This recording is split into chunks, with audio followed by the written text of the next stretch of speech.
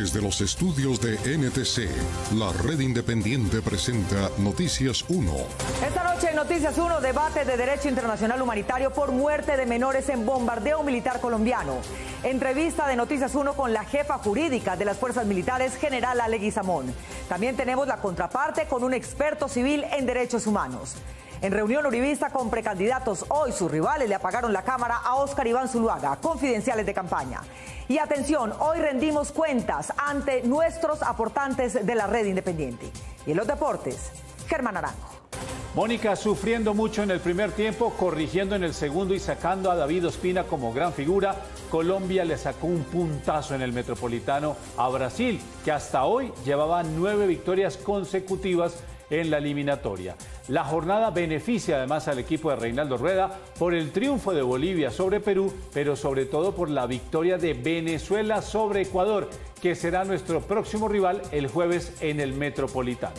Abriendo otra vez desde afuera, Rafinha saca el remate y arquero.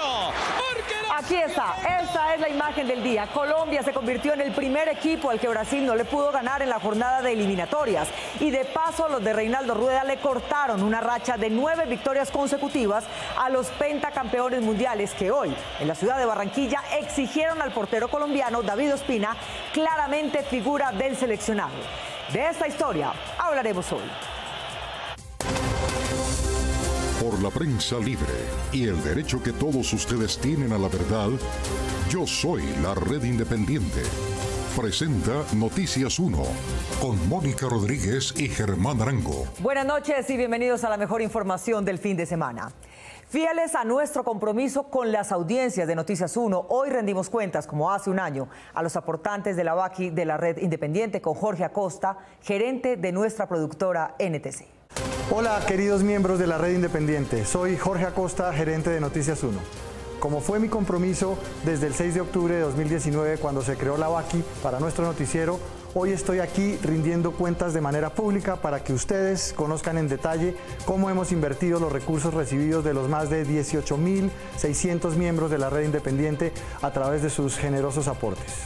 Revisemos entonces las cifras. Desde el 1 de octubre de 2020 y hasta el 30 de septiembre de 2021, ustedes han hecho aportes por valor de 841.577.295 pesos. Sobre esta cifra se pagaron costos financieros, de marketing, el IVA de la pasarela de pago y la comisión de nuestro aliado estratégico Vaki por valor de 96.901.845 pesos. Es decir, la red independiente ha recibido aportes durante este periodo por un valor neto de 744.675.450 pesos. Estos recursos han sido destinados exclusivamente para pagar parte de los costos asociados de nuestro equipo periodístico, conformado por 12 reporteros, el subdirector, los productores, los presentadores y nuestra directora desde el 1 de enero de 2021 y hasta el 30 de septiembre de 2021. Las diferentes actividades comerciales de la compañía han contribuido a cubrir los otros gastos que se generan cada mes en los salarios, honorarios y demás valores administrativos y financieros de Noticias 1. Este último año ha sido, sin lugar a dudas, el más difícil que la humanidad ha enfrentado. La pandemia nos puso un reto que tristemente muchos no pudieron superar. Para nosotros ha sido también un periodo bastante complejo que por fortuna y gracias a su incondicional apoyo hemos sobrepasado. Seguiremos trabajando para que el periodismo siga siendo libre y el derecho a la verdad una garantía para todos los colombianos. El apoyo que ustedes nos dan permite que las voces de los indefensos sean escuchadas cada semana. Porque se trataba de una mujer violentada. Según la apoderada de la víctima, el juez de Soacha, Gilberto Vargas Hernández, no conocía nada sobre el caso antes de la audiencia y además de su ignorancia, su interrogatorio fue revictimizante por preguntas que le formuló a la agredida cuestionándola por su debilidad. ¡Tenemos cuidar el medio ambiente! Soy líder ambiental. El niño de 11 años, cuya elocuencia para comunicar su activismo social y ambiental fue amenazado de muerte a través de una cuenta anónima en redes sociales. Yo no me encontraba en condiciones de reaccionar porque mi arma estaba lejos de donde yo estaba. Yo en lo que pensaba era en mi vida. Estos jóvenes deportistas piden ayuda. Quieren indumentaria adecuada para practicar el deporte que esperan algún día los convierta en referentes como sus ídolos en la selección Colombia. Sí, porque soy colombiano y tengo referentes ahí como Luis Díaz. siempre que ponía todo mi esfuerzo en hacerlo, las cosas no me salían, y cuando vine con toda la tranquilidad, las cosas se me dieron por triple. Y con ese mismo entusiasmo, estos niños del equipo Guayuco Tirashi caminan casi 1 kilómetro diariamente desde su ranchería al campo de béisbol para estrenar sus nuevos elementos. Estamos muy agradecidos con tu donación. Gracias. Guayuco Tirashi. Estoy que estallo de felicidad.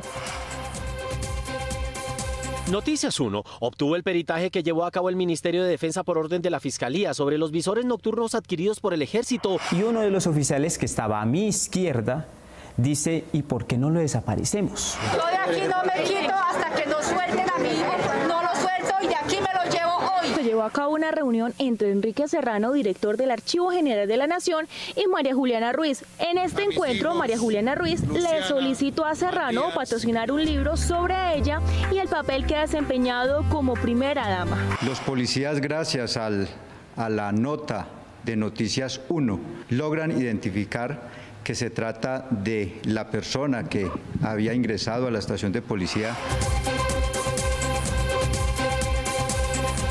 Una vez más, necesitamos su apoyo. Esos 1.000 pesos por emisión, que equivalen a 10.000 pesos mensuales o 120.000 anuales, son fundamentales para que nuestra labor siga viva.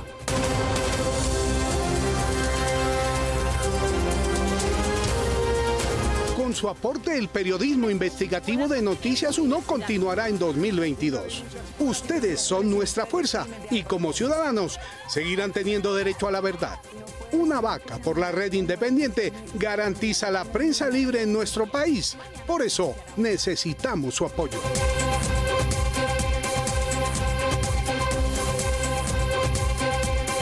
Todos los miembros de la red independiente que hace un año hicieron su aporte por única vez y que hoy quieren volver a apoyarnos, pueden ingresar a baki.co/la red independiente, hacer clic en patrocinar, elegir paga una única vez en efectivo, PSE o tarjeta de crédito y seleccionar el monto del aporte. Clic en aportar. Aquellos que quieran hacer aportes mensuales también pueden ingresar a baki.co/la red independiente, hacer clic en patrocinar, escoger el valor de su contribución o aporte en patrocinio mensual. Y este será cargado mes a mes en su tarjeta de crédito. Y a todos los que creen en la prensa libre y el derecho a la verdad, que aún no son miembros de la red independiente, pueden hacerlo ahora a través del mismo link. Hoy Noticias 1 continúa con su labor periodística gracias al aporte de los más de 18.600 miembros que hacen parte de la red independiente. Gracias siempre. Para apoyar a Noticias 1, por favor ingresen a www.baki.co/inclinada, la red independiente, y hagan sus aportes. Y ahora miremos hacia el futuro. En la Baki, que acaba de empezar, esperamos que lleguen los nuevos miembros de la red independiente. Desde el 1 de octubre a hoy, 10 de octubre, la nueva Baki de Noticias 1 ha recogido 8.930.000 pesos y nuestra meta al 31 de diciembre de este año es de 500 millones de pesos. Entren a la página baki.co/inclinada, la red independiente.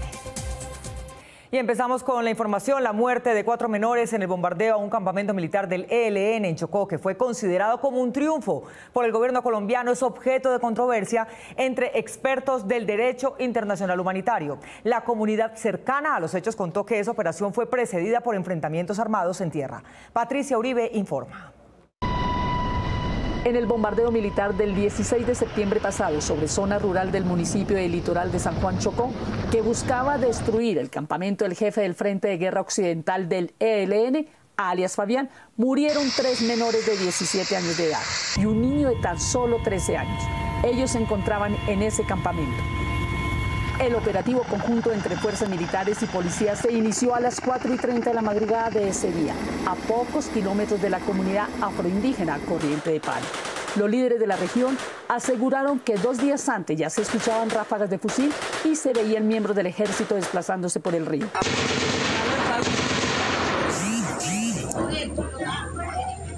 A partir del 14-15 de agosto, se habían presentado grandes enfrentamientos entre los actores armados en el municipio de Medio San Juan. Alias Fabián fue capturado una semana después en la selva del Chocó y murió el 26 de septiembre en una clínica de Cali. Los ministros de Defensa y del Interior, Diego Molano y Daniel Palacio, dieron su reporte sobre el bombardeo, sin aludir a la muerte de los 4 menores. Por el contrario, reportaron pleno éxito. Esta operación quirúrgica y de alta precisión iba dirigida contra alias Fabián. Se neutralizaron a 7 de sus lugartenientes y miembros de esa banda. Solo 22 días después de la acción militar, Medicina Legal, en respuesta a un derecho de petición del senador Iván Cepeda, confirmó las muertes de los niños. El documento señala que de los 8 cuerpos que recibió de esa operación militar, identificó a un niño de 13 años y a 3 adolescentes de 17, entre ellos una mujer. Las organizaciones de derechos humanos del litoral de San Juan lamentaron las muertes de los adolescentes. No es el primer caso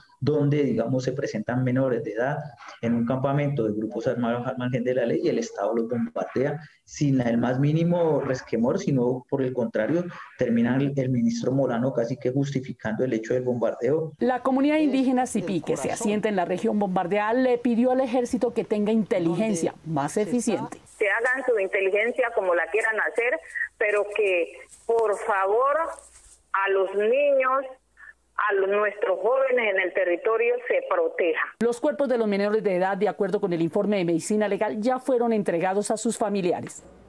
Noticias 1 obtuvo una entrevista con la jefa jurídica de las fuerzas militares, la generala Paulina Leguizamón, quien justificó el ataque como un objetivo militar legítimo. Carlos Cárdenas.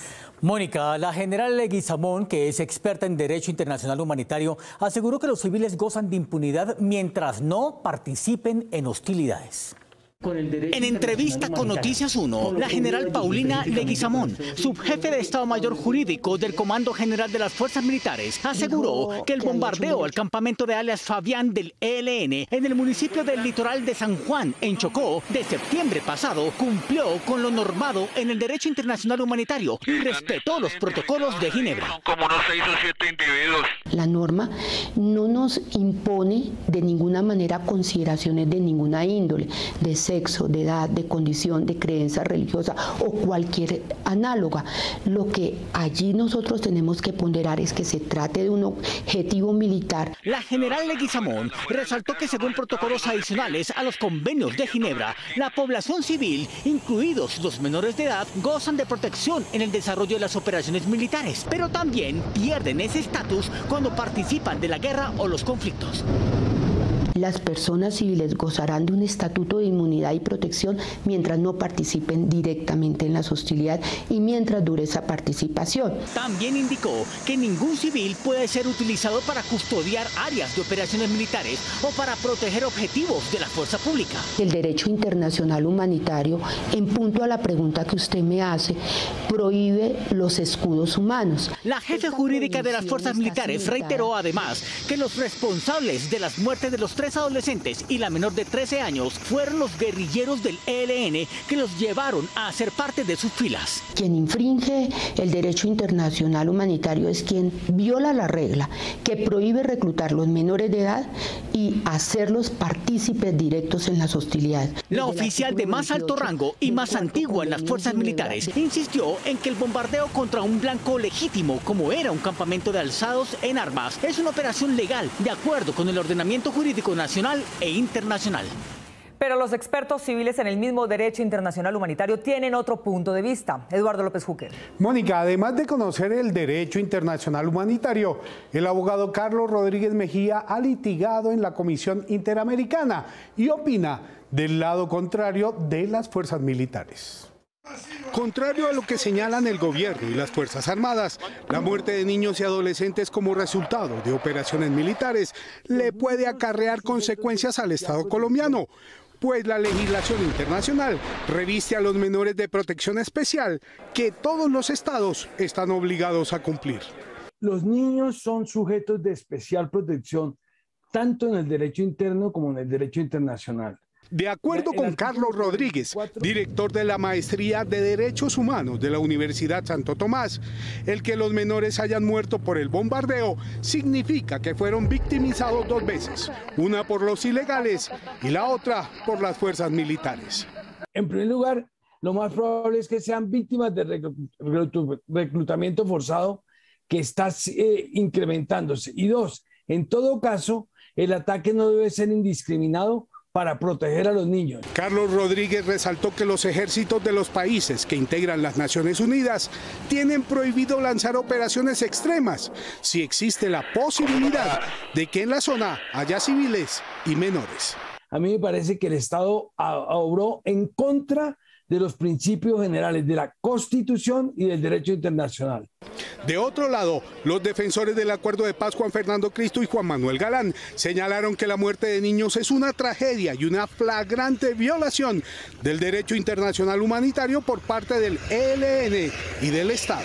Los grupos ilegales y el ELN siguen reclutando menores de edad y eso es inaceptable y viola todas las normas del derecho internacional humanitario. De parte de la fuerza pública tienen que hacerse las verificaciones de rigor con inteligencia militar para verificar que no haya menores en la zona. E indicaron que la inteligencia militar debe ser más efectiva. Nuestras fuerzas militares, el gobierno, el Ministerio de Defensa sigue sin establecer una inteligencia eficiente, eficaz, que evite que se presenten y se repitan esa clase de situaciones. Desde diversos sectores pidieron investigar las condiciones precisas en que se efectuó el bombardeo e identificar a los responsables de la muerte de los menores. La madre del médico Leonel Martínez presenció el secuestro de su hijo y 15 días después el ejército le devolvió su cuerpo como guerrillero, dado de baja en combate. Víctor Ballestas. Mónica, él era conocido en todo el departamento y por ello su mamá reclamó cuando oyó al ministro de Defensa, pero el fiscal le dijo que como él había estudiado en Cuba, entonces era lógico que fuera un guerrillero, según le dijeron. El pasado 27 de septiembre, el ministro de Defensa, Diego Molano, acompañado de la cúpula militar y de policía, anunció los resultados del bombardeo a un campamento de las disidencias de las antiguas FARC que se desarrolló en zona rural de Guainía. Fueron neutralizados 10 sujetos señalados de ser integrantes de esta Comisión de Orden Público. En la lista de los 10 señalados guerrilleros abatidos se encontraba el médico araucano de 27 años, Leonel Martínez Mendoza. Agarrar el gobierno y matar a diestra y a siniestra. Su dolor de madre, además de que perdió a su hijo, nace de la afirmación del ministro Molano de que todos los muertos eran delincuentes cuando Leonel Martínez era muy conocido en la comunidad de Calamar Guaviare, en donde vivía. Aquí le pueden preguntar a la misma policía aquí del pueblo quién era mi hijo. Al alcalde aquí se le puede preguntar quién es mi hijo. Aquí al hospital, que mi hijo iba y se regalaba ya a apoyar a los médicos. El médico Leonel Martínez, según había denunciado a su madre, fue secuestrado el 11 de septiembre, 15 días antes del bombardeo, delante de ella misma e incluso de varios policías cuando estaban en su casa. Hombres armados llegaron y se lo llevaron. Yo le digo, no, pero ¿cómo así? ¿Cómo así? Pero venga. Entonces pasa la camioneta de la policía, yo volteo a mirar la policía y le dicen, señora, por el bien de su hijo, cálmese. Encontró su cuerpo semidescompuesto en la morgue de Villavicencio. Él se dejaba la barbita así como usted, así abajo, solamente la barbita. Y yo dije, es mi pelado, es mi muchacho, lo encontré. Pero ahí no paró su dolor. Cuando se encontró con un fiscal, este también prejuzgó a su hijo y le dio un posible indicio de las sospechas que tenían las autoridades sobre él. El fiscal me dijo que todo el que estudiaba en Cuba era revolucionario. Le dije yo, mi hijo es un doctor. Leonel Martínez se graduó de medicina el 12 de julio del año pasado en la Escuela Latinoamericana de Cuba y se dedicó a asistir a otros médicos del hospital de su municipio mientras convalidaba su título en el Ministerio de Educación. Que le rompe a uno el corazón porque se puede decir que él fue víctima del Estado desde que nació y hasta que murió. El Ministerio de Defensa, consultado sobre el caso del médico Leonel Martínez, guardó silencio. La liberación de la religiosa colombiana Gloria Narváez no habría sido producto del trabajo de inteligencia militar, como lo anunció ayer el presidente de Malí, sino de una larga negociación con los yihadistas por la libertad de un líder opositor y una ciudadana suiza. Camilo Galán. Mónica, la mujer suiza estaba en cautiverio desde 2016 y el político desde principios de este año, luego de que Malí le abriera la puerta de la cárcel a más de 200 guerrilleros islámicos. Ellos dos, otros dos italianos y la colombiana volvieron a la libertad. La monja colombiana Sor Gloria Cecilia Narváez, liberada después de 4 años y 8 meses a manos del grupo yihadista, continúa siendo noticia de celebración. Ayer el presidente de Malí, coronel Assimi Goïta, además de anunciar su liberación, dijo que su libertad había sido producto de varias semanas de trabajo de inteligencia militar, pero la semana pasada más de 200 yihadistas capturados por el régimen militar malinés fueron liberados a cambio de 4 rehenes. Esta semana también se conoció la liberación de 2 rehenes en Malí, entre ellos el político Soumaïla Cissé, de 70 años, líder de oposición del país africano, y la ciudadana franco-suiza Sophie Petroni, de 74 años, líder social de la zona de Gao, a orillas del río Níger, junto a otros 2 italianos. Ellos hacen parte del acuerdo que se tuvo entre el nuevo gobierno y los grupos terroristas para el intercambio de secuestrados, práctica poco común en este país desde la llegada de los yihadistas, pues el expresidente Ibrahim Boubacar nunca estuvo de acuerdo, pues no fue partidario de negociar con extremistas, lo que supone que desde la llegada del militar Assimi Goïta en junio de este año como presidente interino de Malí, el acercamiento con estos grupos terroristas vinculados a Al Qaeda en busca del cese de la violencia en el norte y centro del país africano continuará, y no se trató de trabajos de inteligencia. Carlos Bernal Pulido, el ultracatólico que renunció a la Corte Constitucional y luego fue postulado como comisionado ante la Comisión Interamericana de Derechos Humanos, fue descalificado por el comité que examinó su gestión. Juan Fernando Barona. Mónica, ya el gobierno Duque había enviado a Evert Bustamante, que no sabe de derecho, y luego a Bernal, cuya gestión en Colombia lo muestra como una persona difícil para lograr consensos, pero no pudo entrevistarlo porque él se negó a ir.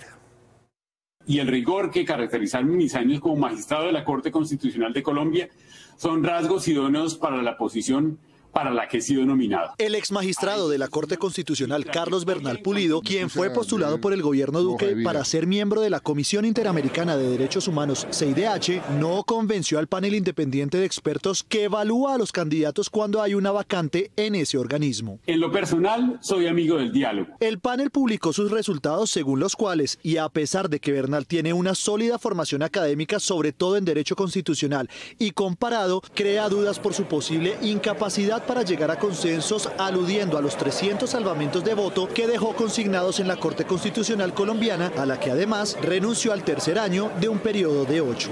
Lo anterior podría apuntar a una dificultad del candidato para construir consensos y generar acuerdos satisfactorios o de compromiso de manera colectiva, acordes con los estándares de derechos humanos. Los expertos también cuestionaron la conducta de Bernal Pulido, que en medio del proceso de selección del nuevo miembro de la CIDH, criticó en un comunicado público los procedimientos y reglas del panel. La remisión de una carta abierta basada en información parcial y errónea a medios de comunicación, en la cual cuestionó el procedimiento de evaluación que desarrolla el panel. Las actuaciones de Bernal Pulido, en definitiva, no producen confianza. Generan dudas razonables respecto de si el candidato tendría las cualidades necesarias específicas que el cargo de comisionado para avanzar en materia de derechos humanos. El candidato del gobierno Duque a la CIDH fue el único de los aspirantes postulados que no fue a la entrevista personal obligatoria con los expertos. A través de correos electrónicos y llamadas telefónicas que no fueron respondidas por su parte, el panel le ofreció nuevamente su disponibilidad de entrevistarlo. Carlos Bernal fue el único candidato de la Corte y de la Comisión que no participó en esta etapa. Es la segunda vez que el gobierno Duque tiene tropiezos con sus candidatos ante el panel de expertos. En 2019, Evert Bustamante, postulado por Duque, lo rechazó por su falta de conocimientos. Carlos Bernal todavía tiene oportunidad de ser aceptado porque el panel de expertos solo recomienda. Los votos pertenecen a la Asamblea General de la OEA, en donde están representados los países miembros. Por tanto, puede ser una decisión política. Colombia cree tener la mayoría para hacer elegir a Bernal, pese a su mala imagen ante los expertos. El encargado de conducir las acusaciones en la Jurisdicción Especial de Paz es un aficionado a la guerra, los uniformes y las armas. Enrique Tapia.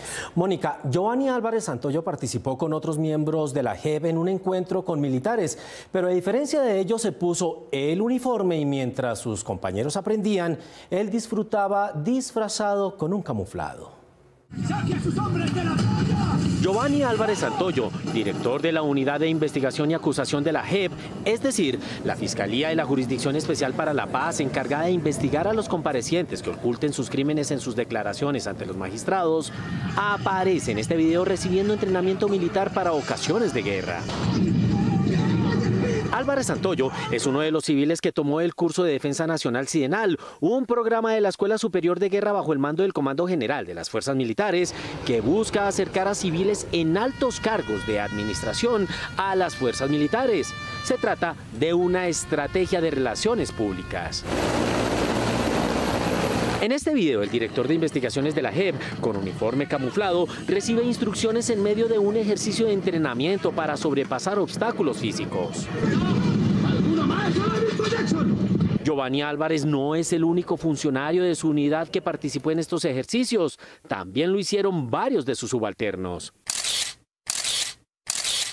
Aparte de la distancia que debe haber entre el investigador y sus investigados, el conflicto que puede surgir de este tipo de relacionamientos, que no es ilegal, es de carácter ético, pues la Unidad de Investigación y Acusación de la JEP que dirige Álvarez debe indagar con plena objetividad a los antiguos compañeros de sus entrenadores militares que se han sometido a esa jurisdicción y que en lugar de declarar los crímenes de guerra en que hubieran podido incurrir, los ocultaron y les mintieron a sus interrogadores. Que la Unidad de Investigación y Acusación... La pregunta es si a la hora de investigar va a primar la cercanía física y emocional entre ambos lados del proceso o si la amistad estará por encima de la verdad. Se sabe que Giovanni Álvarez no ha sostenido buenas relaciones con la cúpula de la JEP. 2 colombianas en el listado de las Smart Cities, lo que indican los indicadores.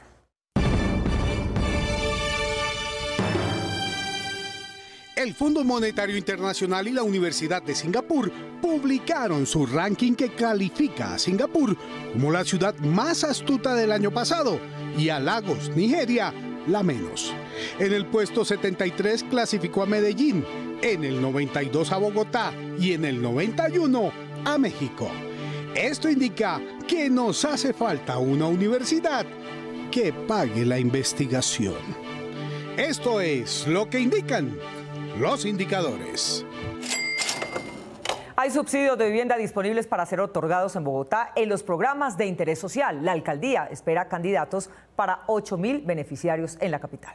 El próximo sábado 16 de octubre vence el plazo para que los hogares de los estratos 0, 1, 2 y 3 interesados en participar de la segunda Feria de Vivienda en Bogotá, que se llevará a cabo del 12 al 14 de noviembre, puedan hacer su inscripción. En la Gran Carpa Américas de Corferia.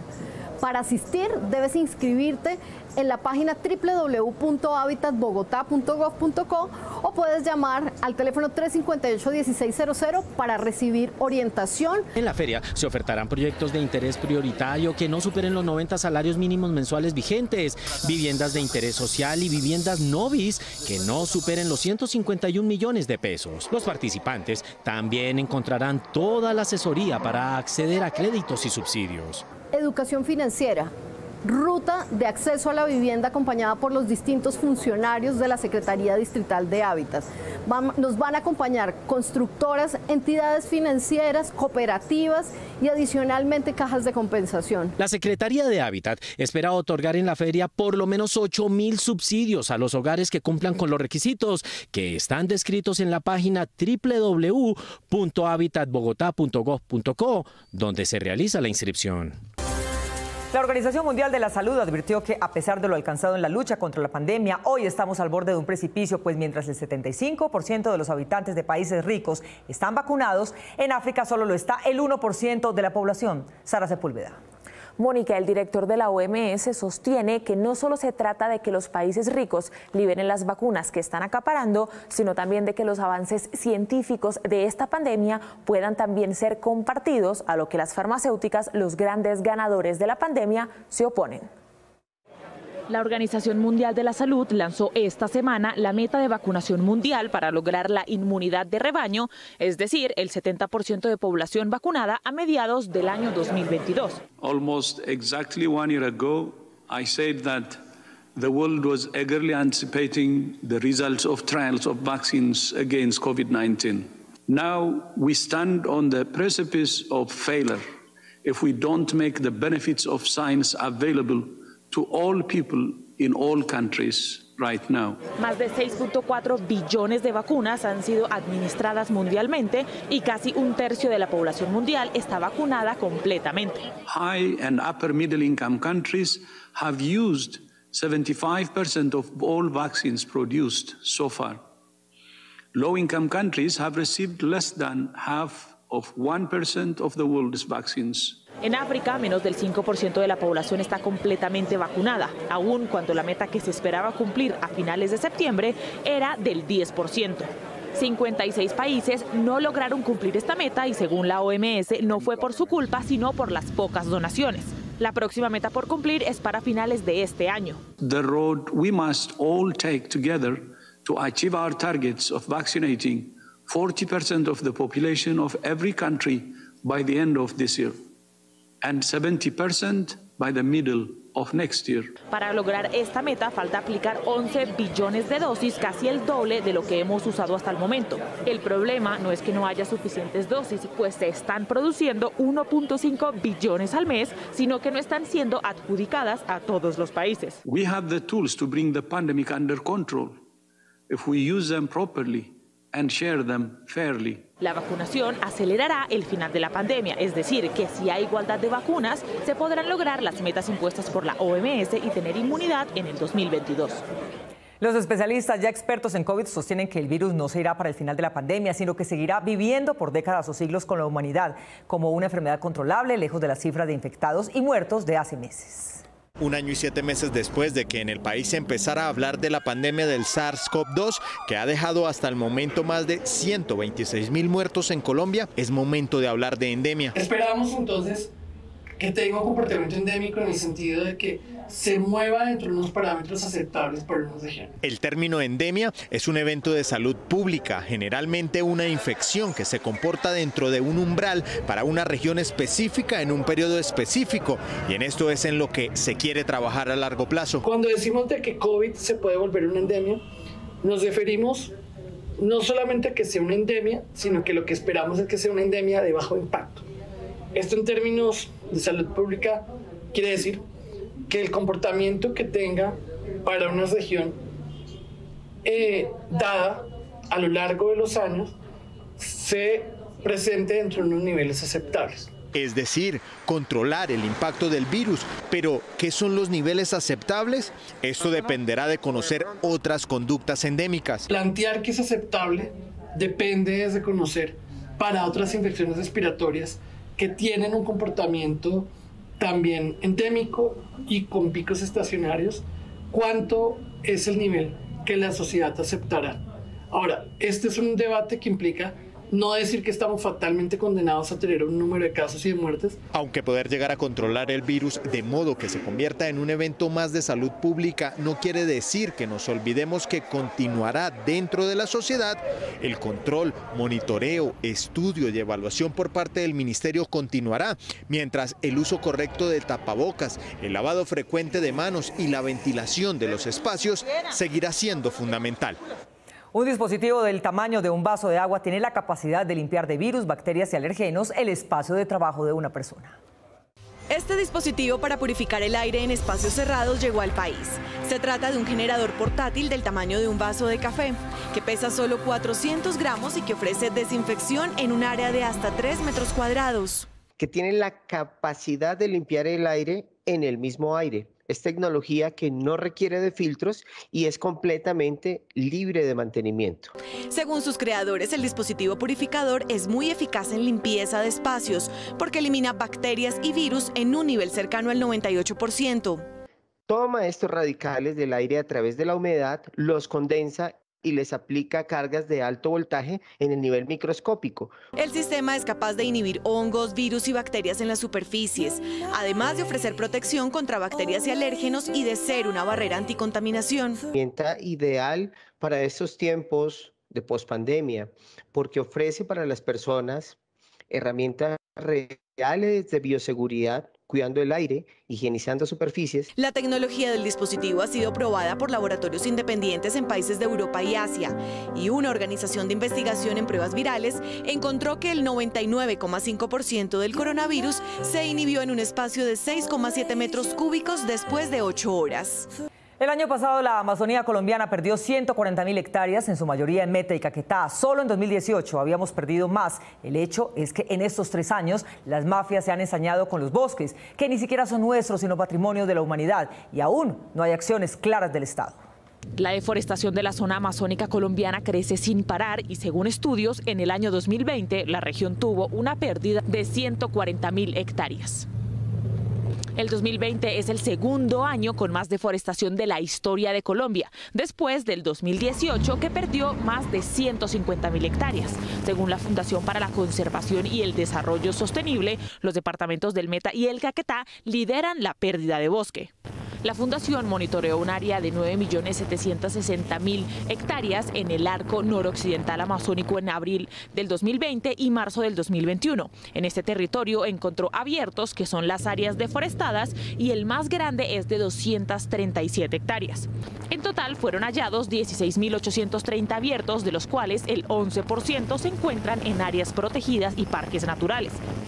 Hay 37 resguardos indígenas que perdieron más de 5.000 hectáreas por la deforestación, pero no es causada por ellos, sino por terceros que ocupan sus tierras ilegalmente para explotarlas.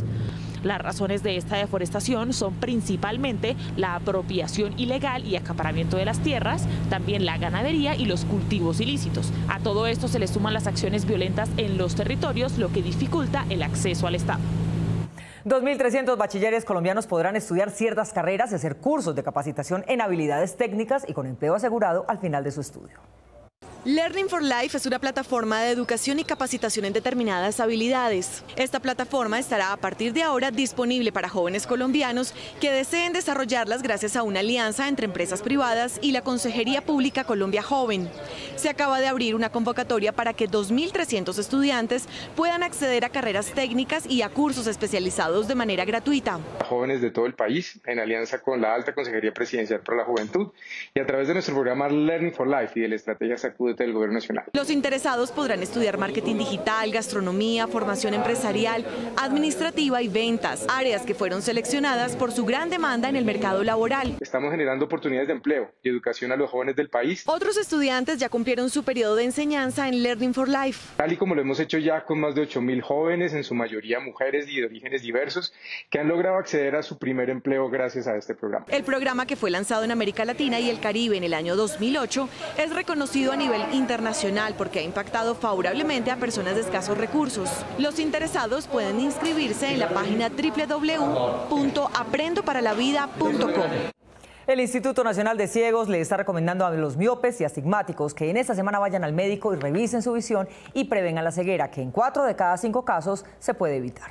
La conmemoración del Día Mundial de la Visión, que se celebra el segundo jueves de octubre, es en realidad una invitación para que las personas le dediquen tiempo a visitar al especialista, pues en el mundo más de 2.000 millones de personas tienen dificultades para ver, y de estas, según la Organización Mundial de la Salud, el 80% se pudo evitar o prevenir. Hacer un llamado a la población del mundo para que dediquen este día, por ejemplo, a ir al oftalmólogo, dediquen este día para que le reformulen la fórmula de las gafas, para que, digamos, definitivamente nos dediquemos al cuidado de nuestros ojos. Para el doctor Carlos Parraduzán, director del Instituto Nacional para Ciegos INSI, que perdió su visión desde niño, el confinamiento y las cuarentenas acompañado del teletrabajo a través de pantallas digitales pudo haber incrementado los problemas visuales. La miopía o la hipermetropía o la enfermedad refractaria visual que hemos tenido o que tienen, puede que haya seguido galopando, entonces tienen que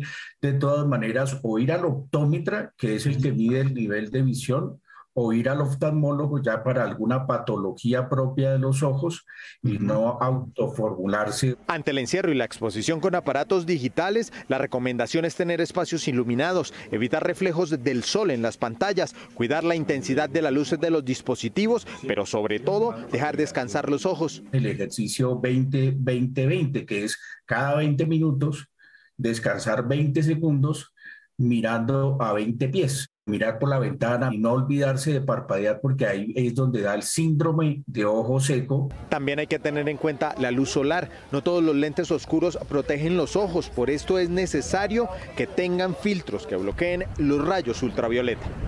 Al ungido de los precandidatos uribistas se le retiraron los demás de la ciberreunión que presidía el ex con todo el partido. Llegó el momento de los confidenciales de campaña. Esta mañana se realizó la reunión virtual de las asambleas departamentales del Centro Democrático para escoger directivas de campaña de ese partido en cada región. La apertura estuvo a cargo del jefe de todas ellas, Álvaro Uribe. Saludamos con afecto al presidente de la República. Después del saludo inicial, Uribe sorprendió a una parte de sus copartidarios con la siguiente petición. En esta primera hora, nuestros votos y oraciones por la salud de un gladiador de los segundos y los minutos, el doctor Fernando Londoño Hoyos.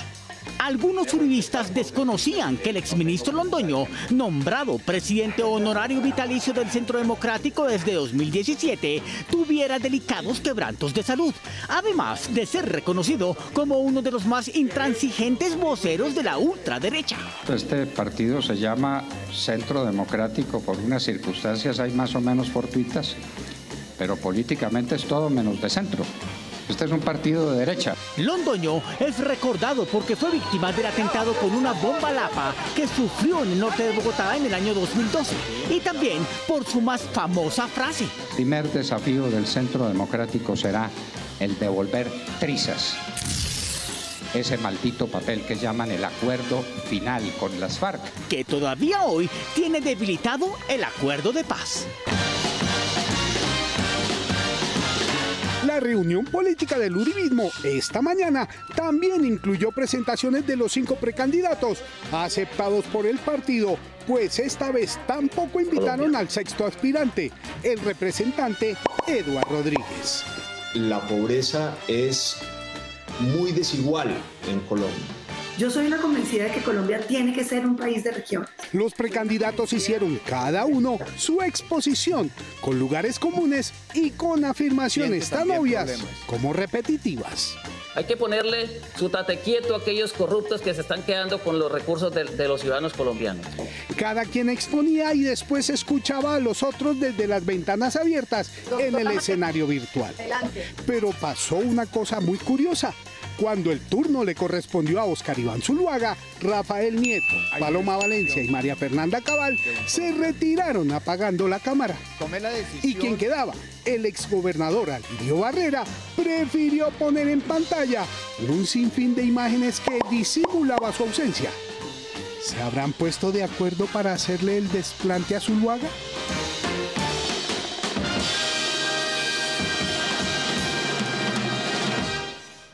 Después de recibir una donación para recuperar parte de los 150 millones de pesos que perdió después de comprar una casa, la boxeadora Ingrid Valencia comenzó su etapa de preparación para los Juegos Olímpicos de París 2024. París 2024. Ese es el gran objetivo de la boxeadora en la categoría de los 51 kilogramos, Ingrid Valencia. Realmente tener otra vez la oportunidad de estar en el podium de París, estar siendo medallista olímpica, ese es mi sueño y creo que ese es el sueño de todo atleta.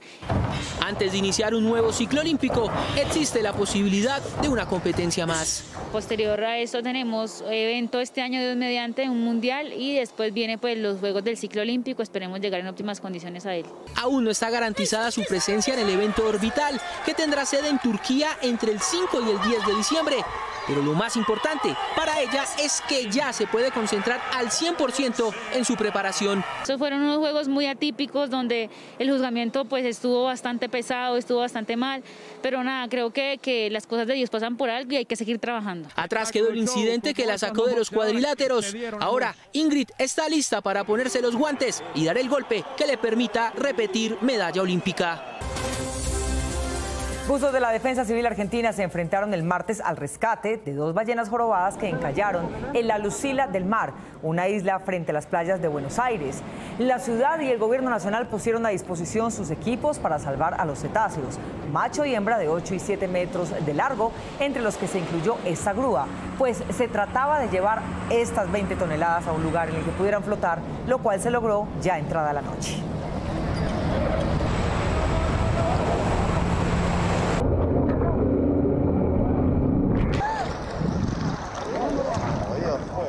Nos vemos en las redes sociales y el próximo fin de semana, puente festivo a las 8 de la noche aquí en Cable Noticias con las mejores noticias. Muchísimas gracias porque en este momento tenemos 990 nuevos aportantes desde el 1 de octubre al cierre de esta emisión. Recuerden ingresar a baki.co/inclinada a la red independiente y hacer sus aportes. A ustedes, como siempre, gracias por elegir la independencia. Feliz noche.